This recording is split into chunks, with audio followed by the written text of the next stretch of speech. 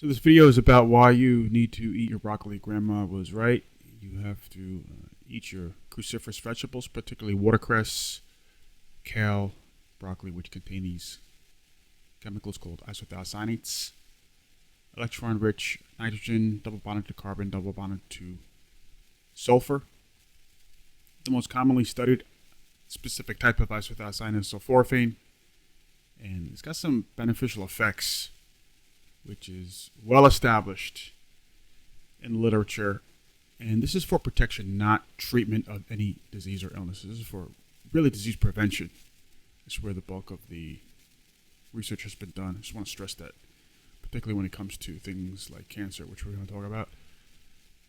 Paul Talalay at Johns Hopkins is really a pioneer in research of isothiocyanates. He's king of broccoli. This highly cited study in PNAS, which is a highly reputable journal, showed that sulforaphane, specifically isothiocyanates, block breast tumors in rats. And another paper in 2002 showed that it blocks tumor formation in the stomachs of mice. And BAP will talk about what that is. Interestingly, a human study in 2014 showed that sulforaphane alleviated symptoms of autism. But of course, more testing needs to be done. Potential mechanism. Well, first we have to discuss what a carcinogen is. Again, the bulk of the isothiocyanate research is on cancer. Let's take, for example, a specific carcinogen found in cigarettes, benzopyrene, or BAP. This is a polycyclic aromatic hydrocarbon, and it's basically just 5 benzene rings attached together. A very nonpolar molecule. What happens is when you smoke a cigarette, your body tries to turn that into something polar. This way it can get rid of it, it can excrete it in the blood, which is mostly water. But in the process of metabolizing this potential carcinogen by tacking on some polar groups, your body or your cells using cytochrome P450 enzymes will turn it into benzopyrene diaryl epoxide, the ultimate carcinogen, something very, very dangerous. This reacts with your DNA, and this is what eventually causes what's called a DNA lesion or DNA adduct, short for DNA addition product, that gives you the cancer if it's not repaired. When the rate of damage exceeds the rate of repair, you can get mutation, which could lead to cancer.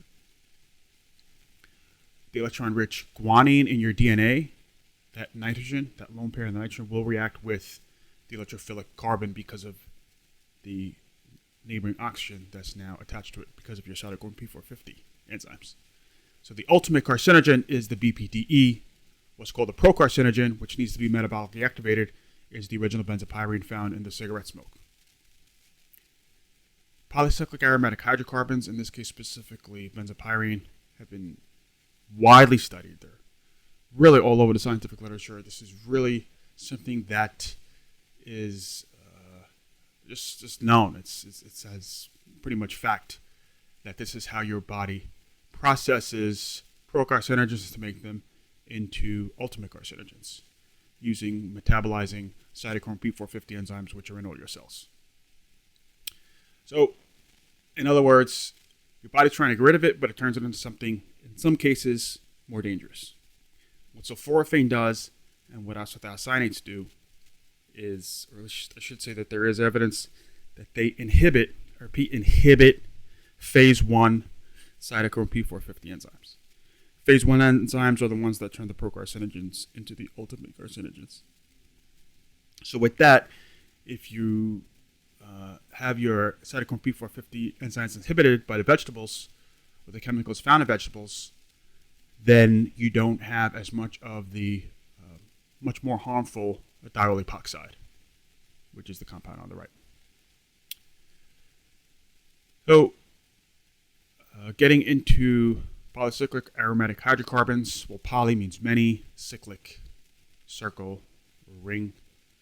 Hydrocarbon is something that's made up of hydrogen and carbon.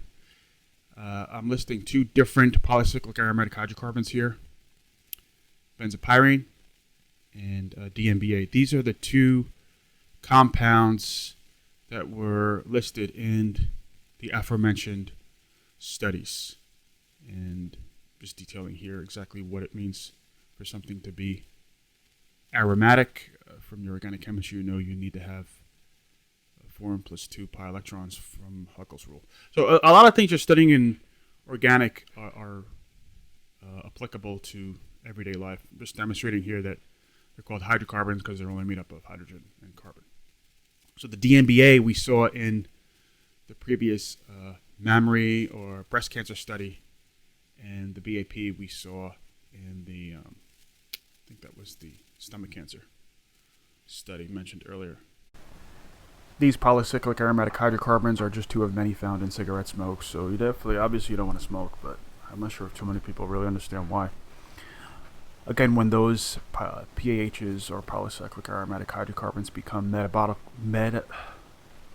metabolically activated, then they can become very reactive and hit your specifically guanine in your DNA, which is one of your 4 DNA bases.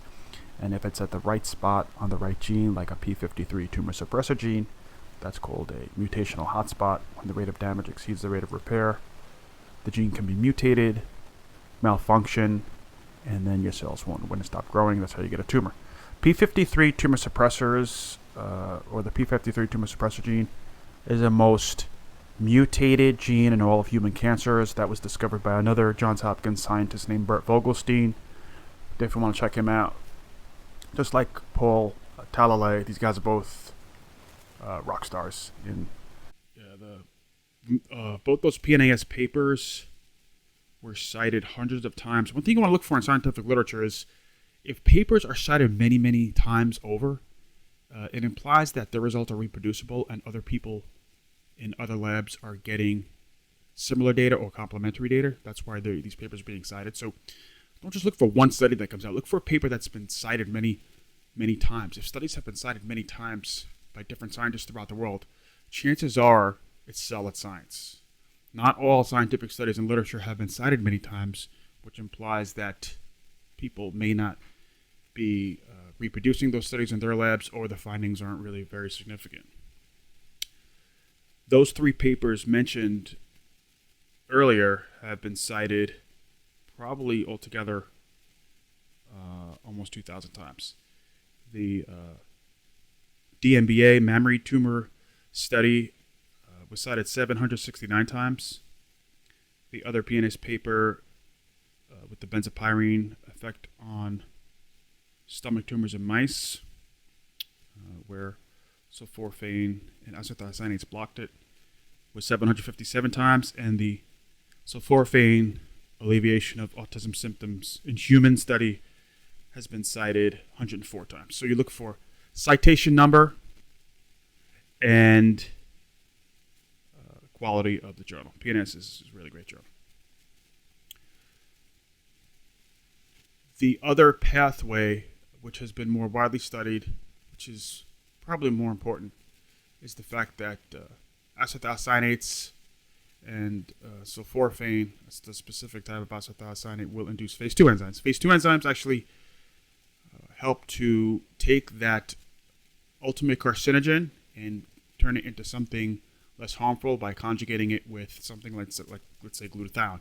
The phase 2 enzyme that does that is glutathionase transferase. That's just one type of phase 2 enzyme. So if you do have a potent carcinogen or an ultimate carcinogen, your phase 2 enzymes in your cells, like glutathionase transferase, for example, will help to bring glutathione, which is a naturally occurring antioxidant in your cells, to that ultimate carcinogen, turn it into a conjugate, meaning something with, right? It will join these two things together and turn it into a glutathione conjugate and make something less harmful. And then your body can then excrete it into the bloodstream and you just get rid of it in your urine.